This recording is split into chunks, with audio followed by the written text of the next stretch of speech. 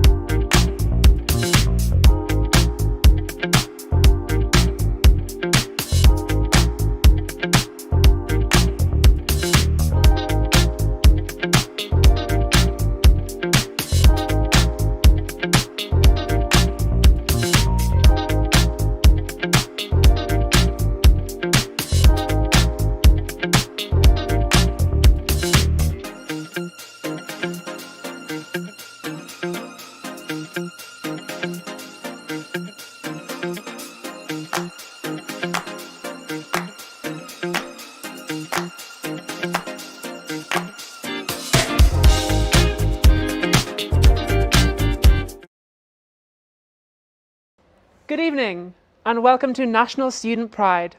I'm Abigail Thorn.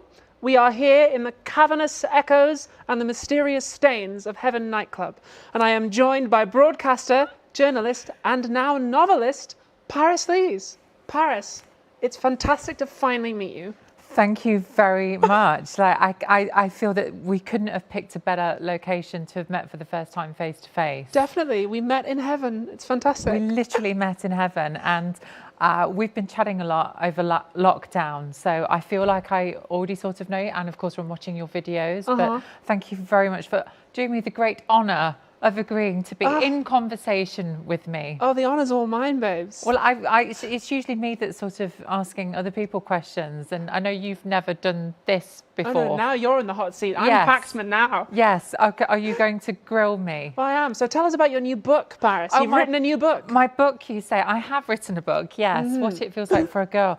What do you want to know?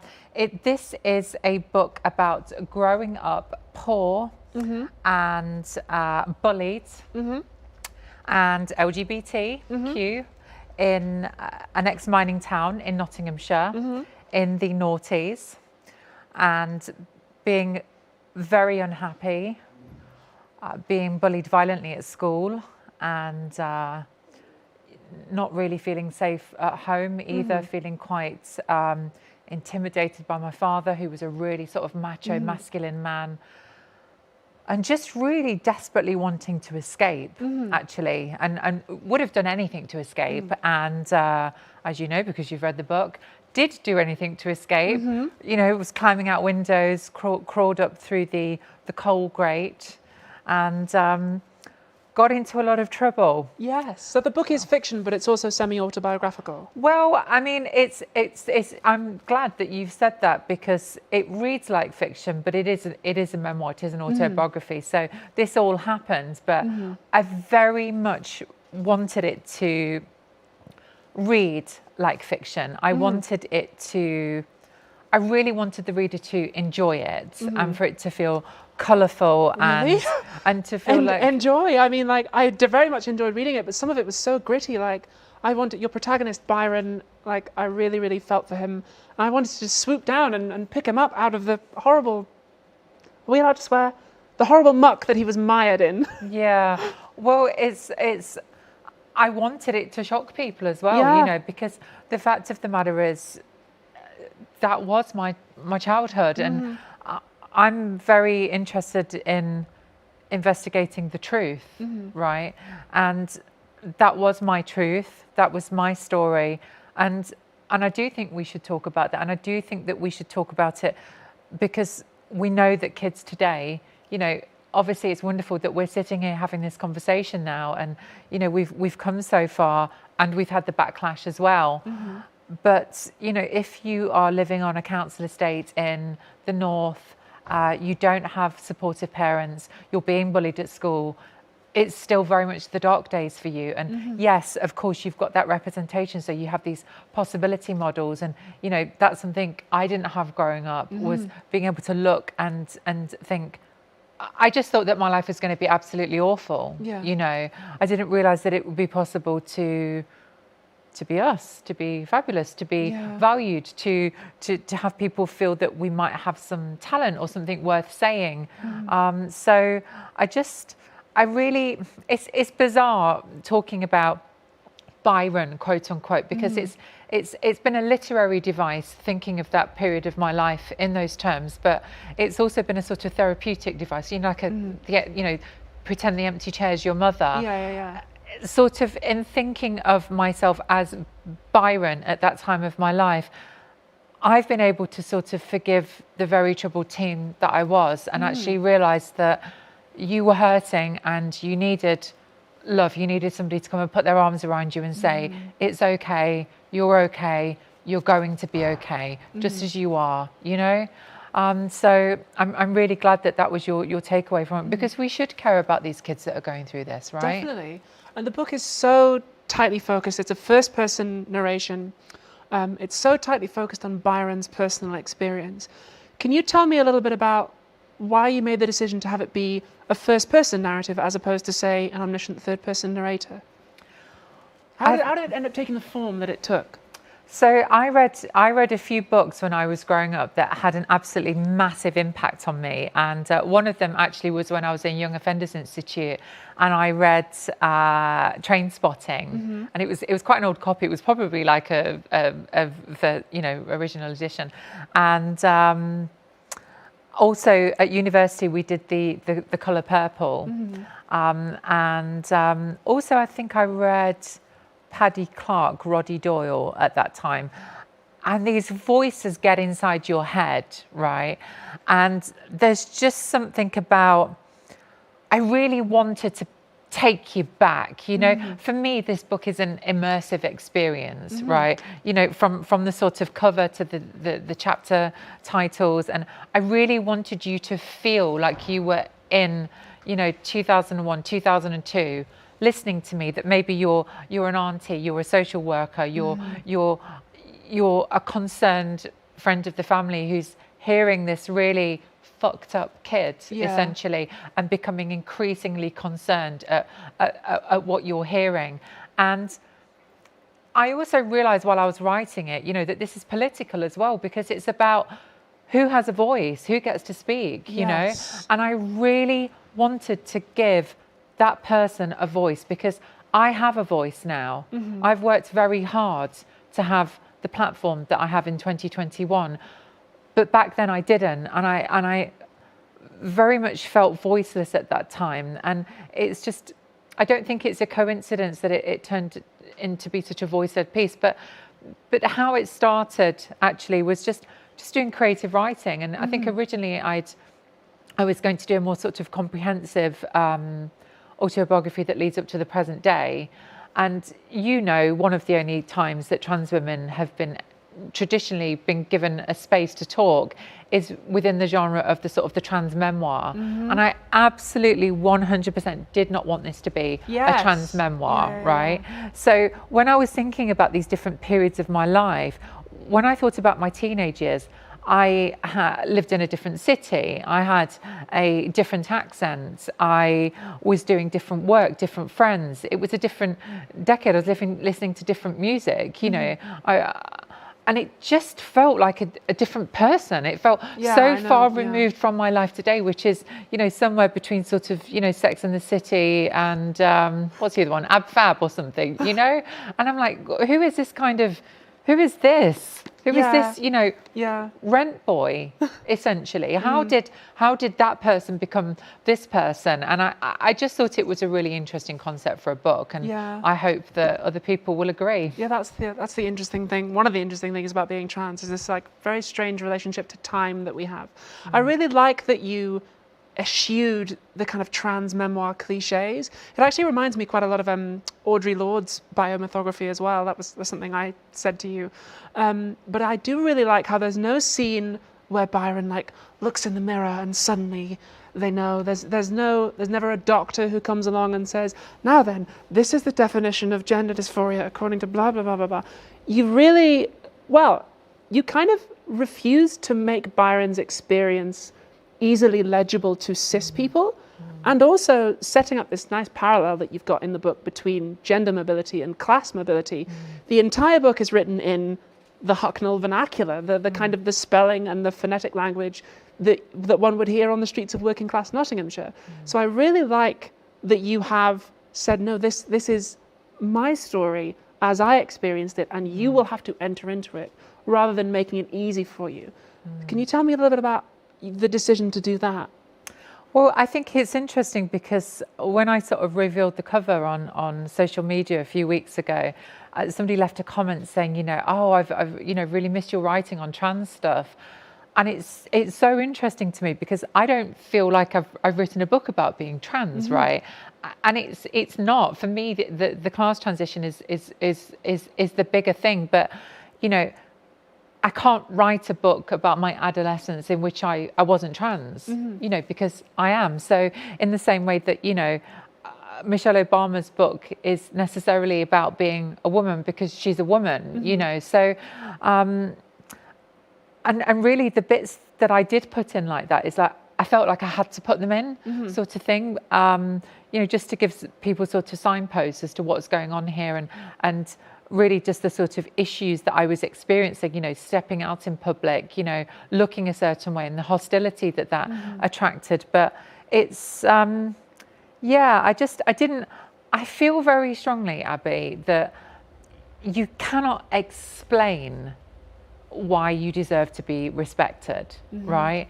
And I see trans people fall into this trap again and again. You must have seen this, you know, where people try and explain what it means to be trans. And I do think education is useful to a certain extent, but you know, we have visibility in a way that we never had before. And in many ways, it feels like we're under attack more than we've ever been, right?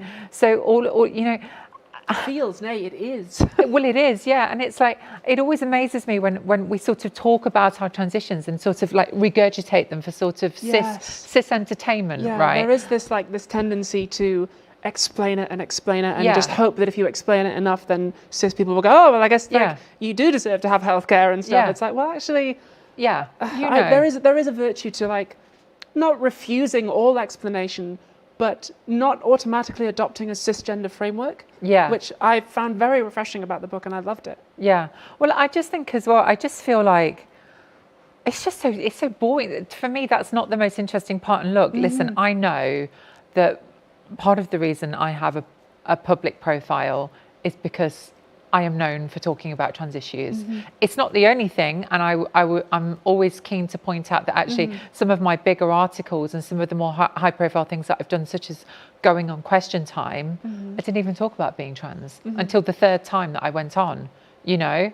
So I'm going to have to catch up. Well, yeah, listen, you've got a huge platform which is all about your video essays, you know, and I think that's fantastic, and I do think that we're seeing that now, that trans people are being allowed to, you know, do other things and also happen to be trans. And listen, I don't want to be a professional trans person for the rest of my life, and I know that you absolutely don't want that either. And it's finding that balance of, well, how do we talk about this stuff without just being that, you know, because I don't know about you, but I've certainly always felt this huge pull that when you are trans, it's like that is the only thing that people can see about your identity, you know? And I was in group therapy a few years ago, and I didn't really talk about the fact that I was trans. Now, some people may think that, oh, because you're ashamed or this or that, but it genuinely wasn't relevant. The only time that it really sort of got relevant is when my romantic relationship was in a bad place. And actually that was fueled actually by sort of my feelings of inadequacy and feeling that I wouldn't get to be in a relationship like that. But by that point, we'd already been in therapy for like a year. So I hadn't mentioned it, but I just knew that if I said it, I would always be known as, oh, the trans one. You know? And because people think that being trans is a problem. They just, it's like, no. Transphobia is the problem. But that's all you are. Being trans is great. Like, I don't know about you, I'm having a blast. I love it. Like, well, I mean, sometimes I feel that. Sometimes I feel it's a curse, frankly. But you know, it's I'm having a good time in 2021, and you know, when I was in therapy a few years ago, you know, it's like I wanted to talk about my relationship with my mum, work stresses, my relationship, you know, money struggles, things. Those are the things that, and it would probably surprise people. And I've made this comment on Twitter a few times, and people just don't believe me. But when I'm not in public, I don't even talk about being trans. And frankly, I don't even really think about it when I go on holiday. You know, I'm just a girl buying bread in a baker's in Europe, you know? It's like I'm not... It's not, you don't treat it as a problem. It's cis people who treat it as a problem. And that's actually one of the things I love about your book, is that it's not a problem to Byron. Byron is just living and just vibing and just expressing themselves how they want to express. And it's other people, the people driving past in the cars, like throwing things at them. It's like the prison officers and the social workers who don't get it, and the bullies and so on. It's other people who make it the problem. And what I love about the book is that you have really taken people in to this life and shown them that actually to Byron it's just normal. It's just the way that they are. I found that very refreshing. I thought it was lovely. Thank you. Well, that means a lot to me, because I know how incredibly well read you are. And I don't know where you've got this idea of me. Oh, you totally are. Come on, give us a break. You are infinitely more well read than me.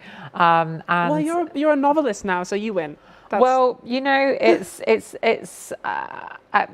I'll be very interested to see how people react to it. But, you know, I've been writing this for sort of 7 or 8 years now. And, you know, the world has changed since then. It has. You know. Yes. Because that's how long you've been putting yourself out there as well, right? Obviously, it's only recently that you sort of crossed over and joined us, shall we say. Having been taking notes on the sideline for a long time, I was like, right, I think I've got everything I need. And I feel so terrible because you'd actually reached out to me on Twitter before you did your I was just going to ask if you knew a stylist.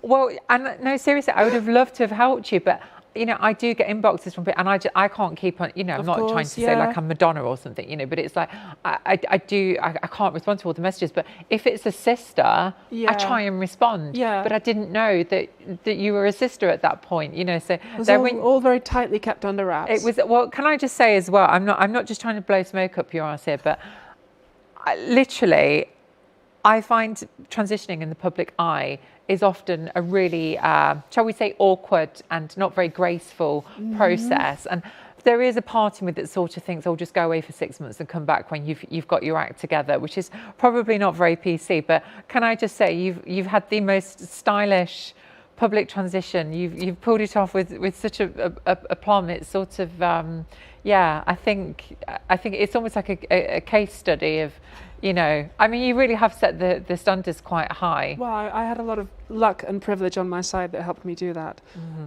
But it was a sort of meticulously planned operation, like full-on Batman planning stuff. When I finally knew, I was like, okay, I'm going to do this. I was like, right, okay, let the planning begin. But you mentioned earlier on that the world has kind of changed. And maybe it would be, since you started writing this, and maybe it would be a good opportunity to talk about that. You are now a female novelist.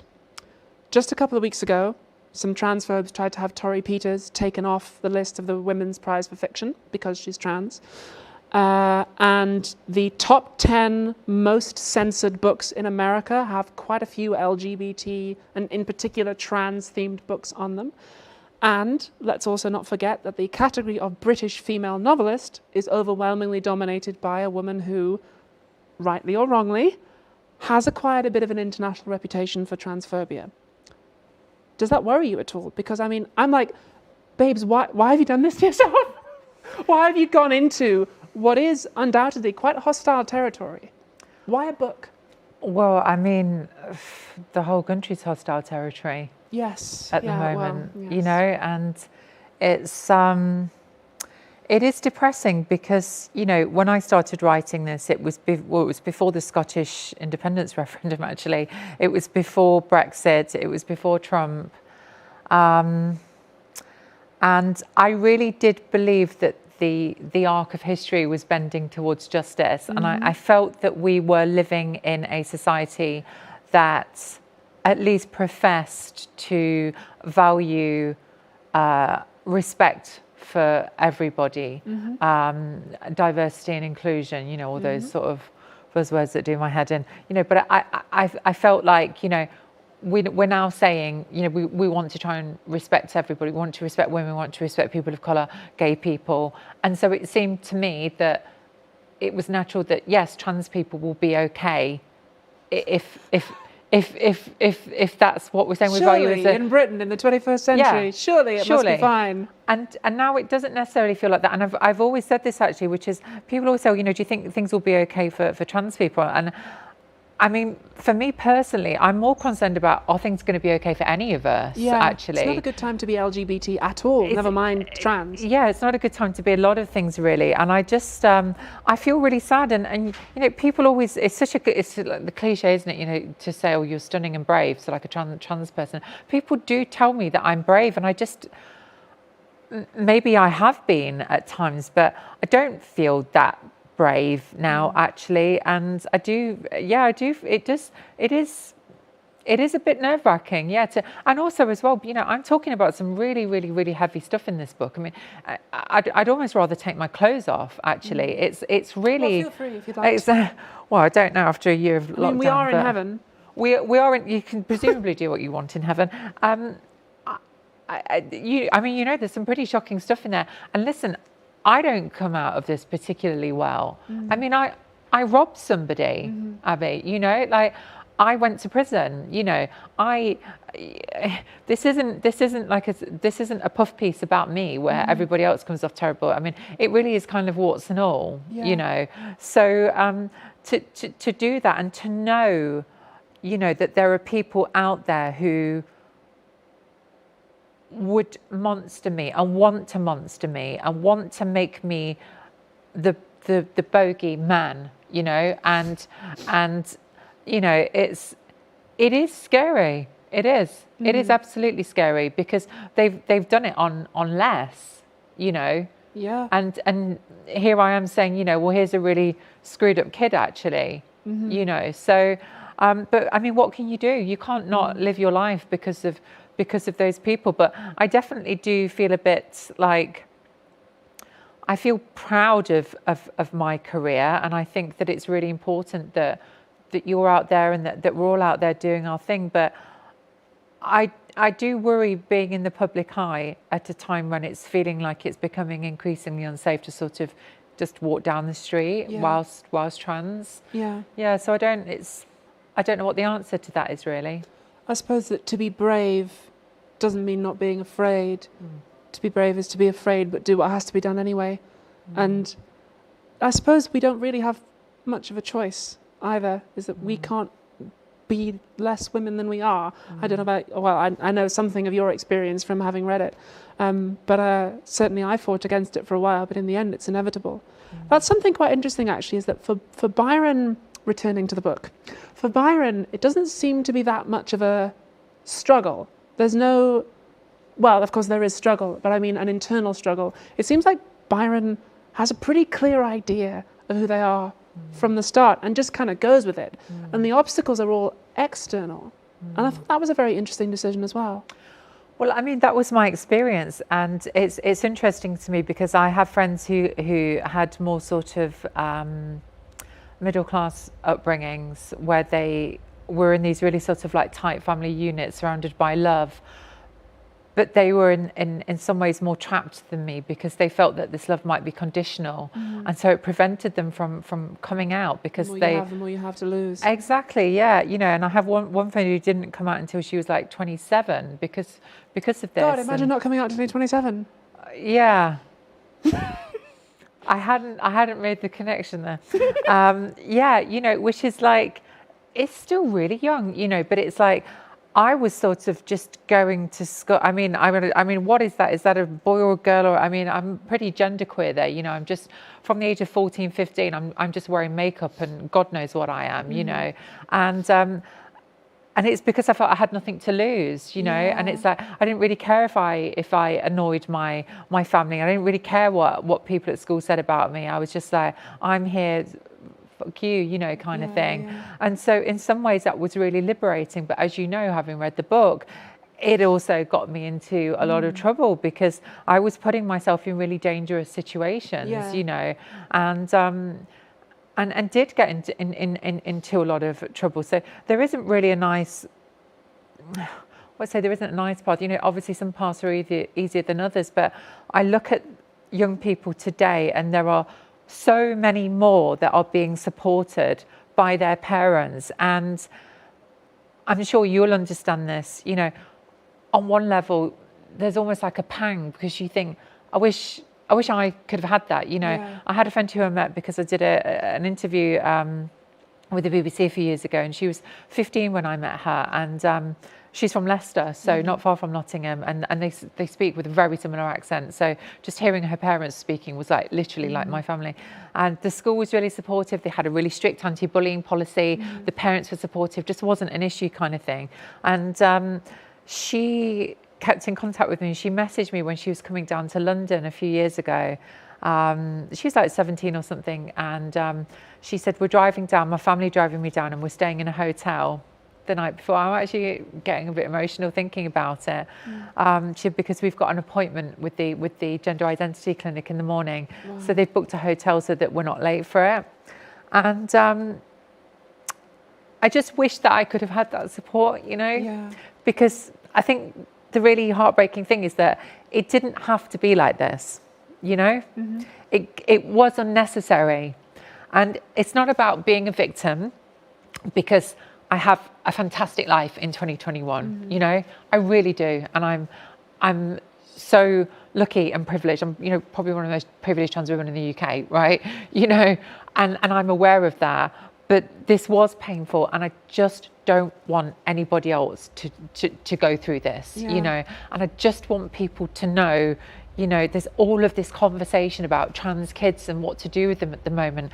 My family tried to coerce me into being a boy, and it just made me unhappy, Abby. You know, it doesn't work. You know, it doesn't work. And when you read this, I really hope that you will understand, you know, what that did to me. But also, there is a lot of joy in there, and there's a lot of fun, and I hope it made you laugh as well. Oh, so, it definitely did. You know, I wanted to document that as well, you know, because I think it's really important that we have joy in our lives. I really did get the sense that the suffering that Byron goes through and the violence that Byron faces were so futile and unnecessary, and often expressions of needless callousness, both interpersonal and systemic.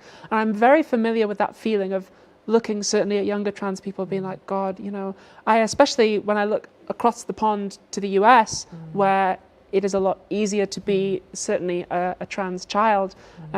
I read an article a while ago about a dad in LA whose daughter had come out as trans, and he was saying, yeah, like I'm supporting my daughter and we're loving her, and she's like 17 and we're getting her these appointments. And I'm like, God, you know, that sort of thing is illegal in the UK. We don't have the same rights that trans people do in other countries yet.